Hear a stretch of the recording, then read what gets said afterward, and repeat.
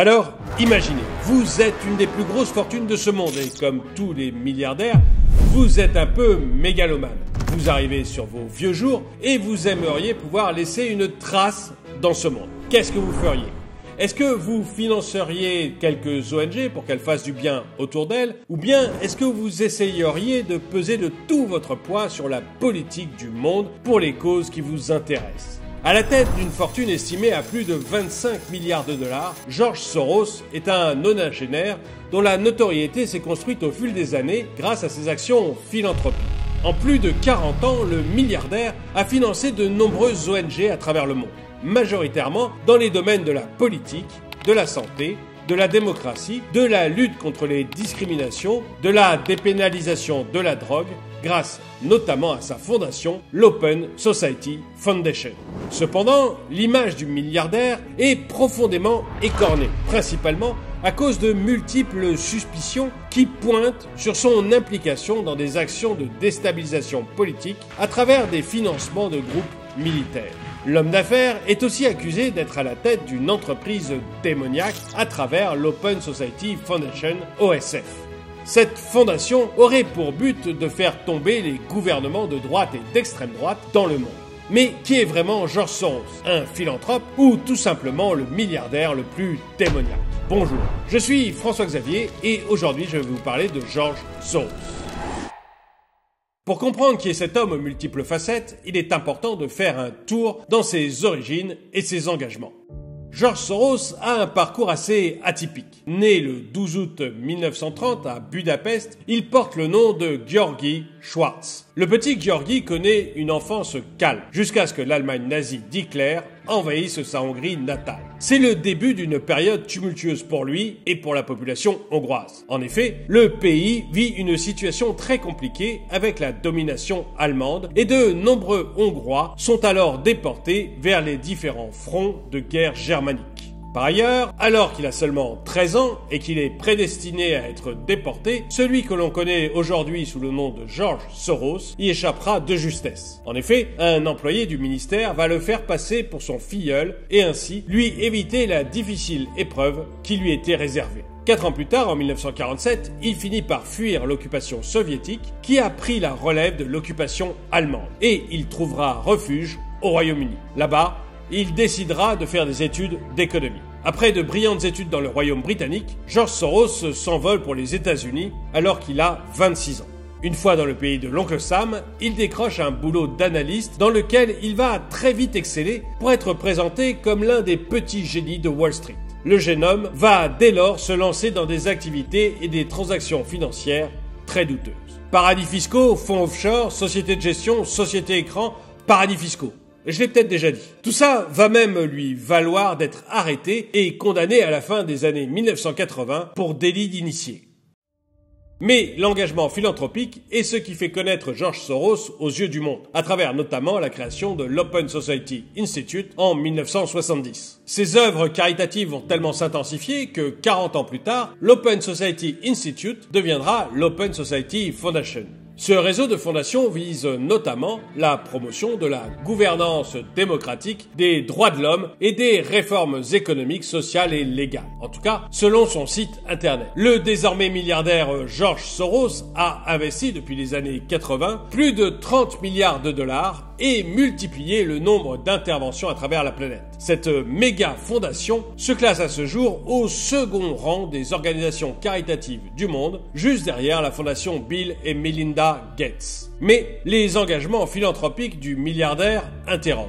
Quand ce n'est pas en politique, l'homme d'affaires s'investit dans la cause LGBT+, la dépénalisation de la drogue, l'immigration et plein d'autres causes qui vont d'ailleurs lui valoir un clin d'œil de la part du célèbre magazine Time. Le Time, dans l'une de ses unes en septembre 97, titra George Soros et ses improbables croisades.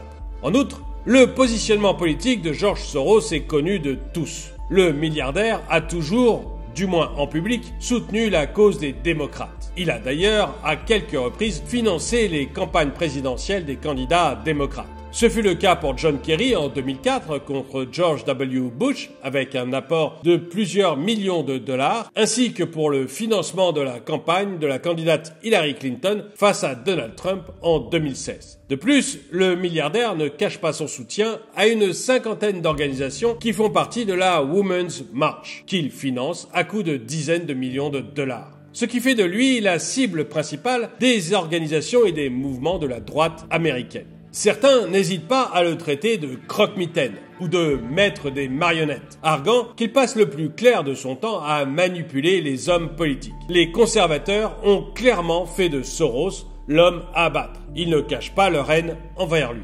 C'est à l'international que les activités du milliardaire font le plus parler, notamment en Hongrie, son pays natal, dans lequel il a injecté plus de 400 millions de dollars. Le Premier ministre hongrois, Viktor Orban, le voit d'ailleurs comme un ennemi public, ayant détruit la vie de millions d'Européens. Ce qui va d'ailleurs contraindre l'Open Society Foundation à suspendre son déploiement dans le pays en mai 2018, après plus de 38 ans de présence. La raison évoquée, un environnement politique et légal de plus en plus répressif. Il faut dire que les mouvements anti-Soros se prolifèrent partout dans le monde, surtout en Europe de l'Est, partie du monde qui ne le porte pas en estime. Et ça peut se comprendre.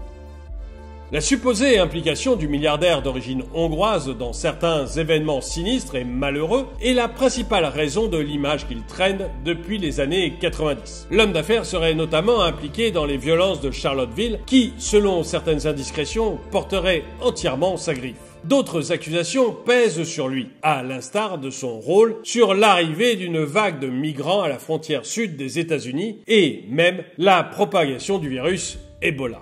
L'image du milliardaire est donc de plus en plus écorné. Certains l'accusent même, lui, le juif, d'être un ancien SS nazi. Ces multiples accusations ont démarré dans les milieux complotistes pour qui George Soros est l'une des principales cibles. Mais de plus en plus de personnalités bien connues du grand public et très influentes soutiennent ces positions. C'est le cas de l'ancien président Donald Trump qui avait retweeté la célèbre comédienne américaine Roseanne Barr sur le passé nazi du milliardaire. Ce qui contribue à écorner l'image de cet homme que beaucoup considèrent comme dangereux. Âgé aujourd'hui de 92 ans, George Soros ne semble pas pour autant faiblir sur ses convictions et ses engagements. Il faut dire que l'homme à la tête d'une fortune de plus de 25 milliards de dollars a majoritairement investi celle-ci dans ses œuvres philanthropiques. Des engagements dont l'intérêt réel questionne. Car le nom de celui qui se considère lui-même comme un homme d'État sans État est presque toujours associé à des affaires scabreuses. Mais quel est le réel dessein des engagements philanthropiques de Soros et de sa fondation? George Soros est un homme aux ramifications complexes, difficile à appréhender sans analyser son poids et sa perception à travers le monde à l'aune de son réseau de fondations. Dans une émission d'information Irado, diffusée sur une chaîne publique hongroise, le chef spirituel iranien s'est montré virulent à l'encontre du milliardaire. Dans un extrait publié, il va traiter le philanthrope de multimilliardaire sioniste américain démoniaque. Des propos qui ont fait réagir notamment dans la communauté juive de Hongrie, qui voit dans cette déclaration une attaque antisémite, Soros étant juif. Par ailleurs, les propos du chef spirituel iranien visaient principalement à mettre en avant le rôle de George Soros dans la destitution du régime de l'ancien premier ministre iranien Mahmoud Ahmadinejad. En clair, l'homme d'affaires est accusé de financer des groupes iraniens qui combattent les régimes politiques et l'ordre établi. Des accusations qui trouvent écho en Israël, où il est également accusé d'être à l'origine du financement des groupes qui militent ouvertement pour la suppression de l'État israélien. Une rhétorique anti-Soros qui prend de plus en plus d'ampleur dans les médias hongrois, mais aussi dans les médias du Moyen-Orient. Dans la plupart des cas, elle est soutenue par les gouvernements de ces pays. Mais de nombreuses organisations juives n'ont de cesse de condamner ce qu'elles considèrent comme des attaques antisémites. Selon ces organisations, ces déclarations nourrissent un sentiment antisémite dans les médias hongrois d'extrême droite. Pour Zoltán Radnóti, le président d'une de ces organisations, cette dérive anti-Soros n'était pas dépourvue d'antisémitisme et devrait s'arrêter afin d'empêcher la haine. Cette haine qui se propage dorénavant grâce à l'argent des contribuables. Mais toutes ces déclarations et suspicions sont-elles vraiment gratuites? Doit-on penser que les accusations qui pèsent sur le milliardaire sont essentiellement diffamatoires ou insidieuses? Quelle est réellement la portée de l'œuvre philanthropique de George Soros?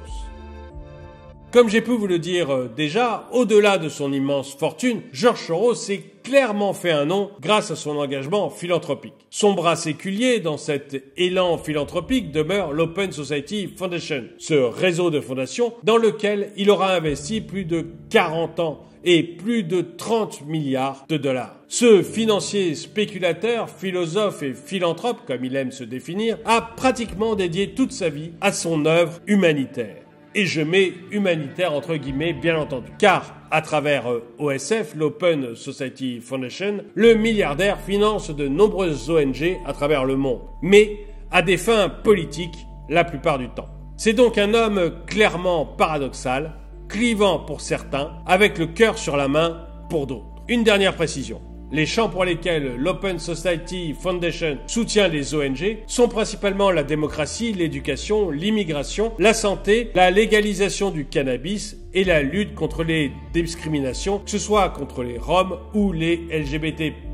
Ce sont là en tout cas les occupations officielles de cette organisation. Mais vous, qu'est-ce que vous en pensez ? Est-ce que vous pensez que George Soros fait le bien dans le monde au travers de ses ONG ou pensez-vous qu'il manipule les États pour arriver à ses fins? Dites-le moi dans les commentaires. En attendant, merci d'avoir regardé cette vidéo, mettez-lui un pouce vers le haut, commentez-la, partagez-la. Merci à tous ceux qui soutiennent la chaîne et moi je vous dis à très bientôt.